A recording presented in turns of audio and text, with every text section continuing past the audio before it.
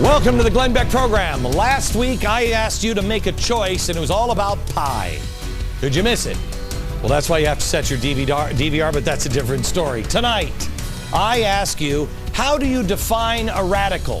What is an extremist? How do progressives define radicals and extremists? Two different definitions and two very different paths. This November, you, America, need to make a choice. Tonight, I'm going to ask you to make that choice. Come on, let's go.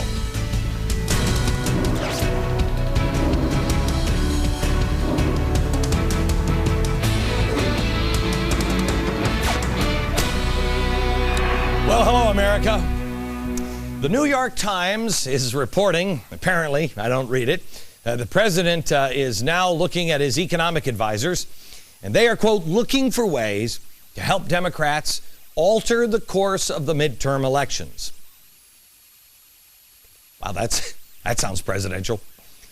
Quite honestly, that's a job you don't really want to have. I mean, every single gigantic spending measure Obama and the Democrats have thrown into the economy have failed spectacularly, and it is now their job to give a reason why you should give them another crack at it.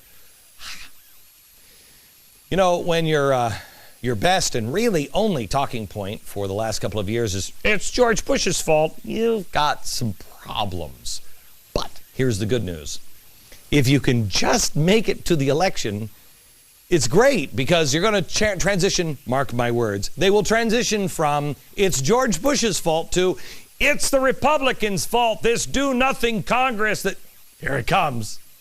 All they have to do is make it to November, and their slogan is already written for them. Anyway, the Times says the other option Obama is considering is an attack on the Tea Parties that would attempt to paint them as radical and then tie the Tea Parties to the GOP. The implication is, of course, that you can't vote for the GOP. They're in bed with crazy people. Right. Again, with the crazy Tea Partiers. What is it that the Tea Partiers believe in exactly? Let's be very clear. Smaller government, lower taxes, less spending, more individual choice. Stop spending America into oblivion. Be honorable, decent human beings. That's what I hear. But now I'm going to play the tape from these crazy nut jobs. Watch. I definitely want people to be filled with real hope, and conviction that anything is possible in America. If we just know who we are and believe in each other, it's the people, and really it's not the government. It's what has made us exceptional. Just remembering what brought us here. Feel the hate. I mean, I miss the crazy hate, angry part in that, but there was only one clip. I'm sure he went off the deep end after that. Look, here's just a note, just an FYI to Washington. It doesn't work. I mean, you can call the Tea Party extreme all you want, but the pictures tell a different story, and America knows. By the way, we have had such an incredible response from people sending in their photos. We asked you last week. We're putting together an 828 photo book. Please send us more photos, and you can find details on this book at glennbeck.com/books. All the details are there. But here's some of the pictures. I mean, does this look crazy to you?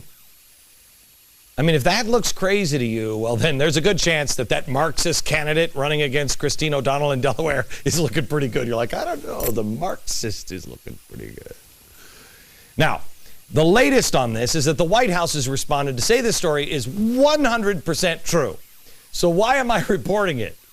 Well, because I'm between a rock and a hard place. I mean, do I believe the Obama administration or the New York Times? Can I get a lifeline on this one, please? This initiative is funded by the high end. We call it AstroTurf. Those of you who are watching certain news channels that on which I'm not very popular, and you see folks waving tea bags around. The last time I had to confront something like this was when I voted for the Civil Rights Bill and my opponent voted against it. At that time, we had a lot of Ku Klux Klan folks and white supremacists and folks in white sheets and other things running around causing trouble. They were very happy to have the crazies getting out there doing Hitler stuff and et cetera. But I think the problem is they don't have good arguments. When people make ridiculous arguments against something, it's because that's all they got. Oh. That's a poster from a Democratic rally this weekend. So, Barney, I think you're probably right.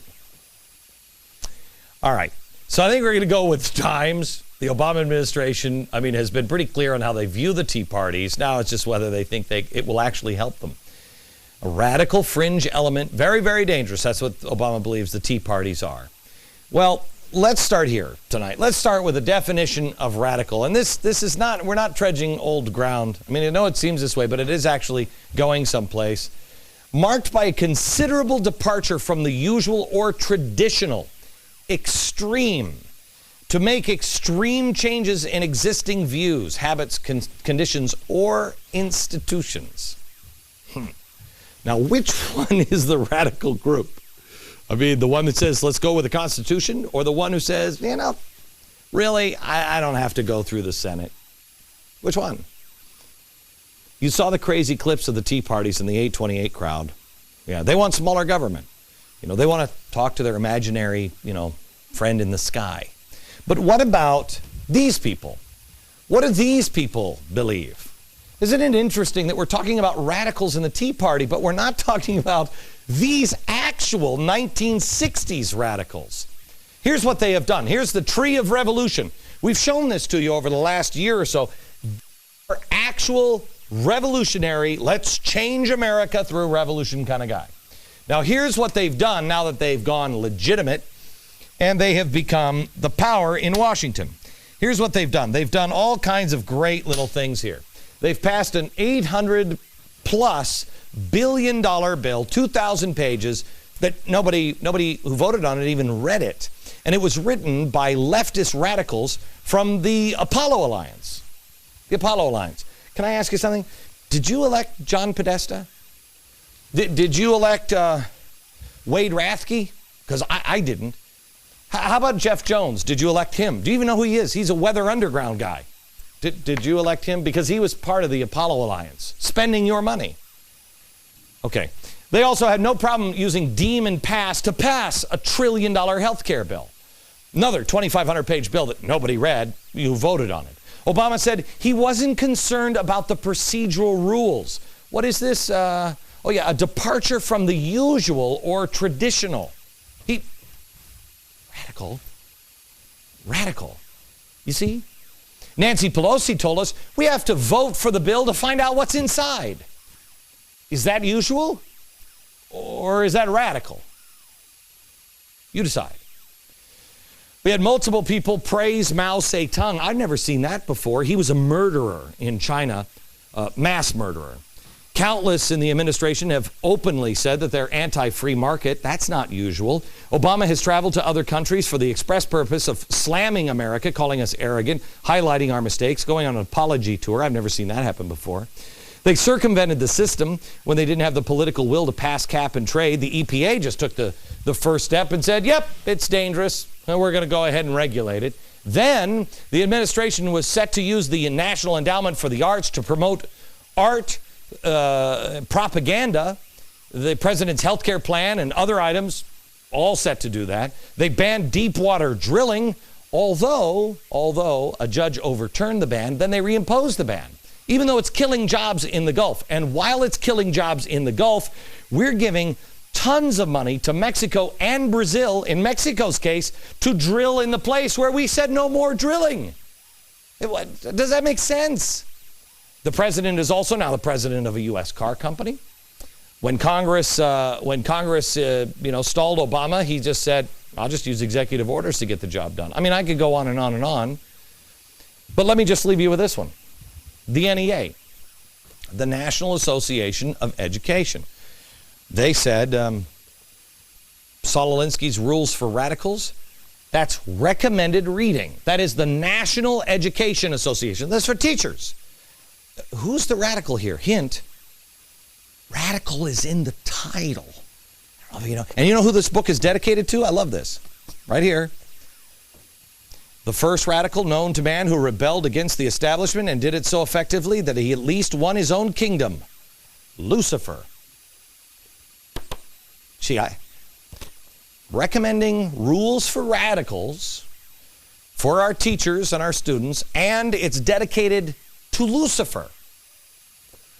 America, ask yourself, come on, which one are the radicals? Here are the choices. You might agree with these guys. I don't, but you might. But here are the choices. The choices are simple. Are these the radicals or are these the radicals? Which are they? One choice is arguing for individual liberty. I mean, basically, I know better. I know better than the government. They don't know me. They don't know my neighborhood. I'm going to make the choice, and I will take the ramifications. That's it. I'll learn from my mistakes, and I'll be better for it, and my community will be better for it. And if I want to eat bacon butter all day, I'll accept that I'm fat, and I'll pay higher, insurance rates because I have a bigger chance of dropping dead of a heart attack. And we'll be better off for it because we'll better ourselves as individuals. But the other choice is this one. They're making the claim that the people are a claim to Homer Simpson. And I don't want to say it. I'll let an administration official say it. We think, that is my co-author Thaler and I, that there's a little Homer Simpson in all of us, that sometimes we have self-control problems, sometimes we're impulsive, and that in these circumstances, both private and public institutions, without coercing, can make our lives a lot better. Once we know that people are human and have some Homer Simpson in them, then there's a lot that can be done to manipulate them. Note those words. Then there's a lot that can be done to manipulate them. I'm sorry, America. Do you want your government manipulating you? Make a choice. The American people are stupid and capable of making decisions that will ultimately be better for society. Therefore, we have to manipulate them into it. The government needs to hold citizens' hands from cradle to grave.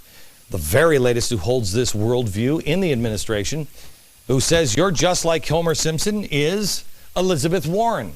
Now, Elizabeth Warren seems like a very nice lady. I mean, I met her. It was at the Time 100. She is at the Time 100. She was one of the 100 most influential people on planet Earth. I met her there because I was strangely on that list as well. She gave a great speech. And again, she seems like a very nice, decent lady. It was very moving. She talked about, she grew up as a janitor's daughter. Her grandparents fought to survive the Dust Bowl and the Great Depression. I mean, she has seen it. And now she's going to be working in the brand new Consumer Financial Protection Bureau. Another bureau. Great. Once again, however, Congress is irrelevant. Since Obama doesn't care about what procedure he uses, again, a radical departure, he's appointed Warren to an interim position so she didn't have to go through the confirmation process. So you don't know anything about her. Now, I don't care if she's in office accounting. If she's the one there and she's at the top of the food chain, she's making the decisions. She's the boss. But don't worry. It's not like she's going to have wide-ranging powers like writing and enforcing rules for banks and other firms, or conducting examination of banks and seeking information from other firms about consumer-related business, or tracking business complaints. Basically, everything you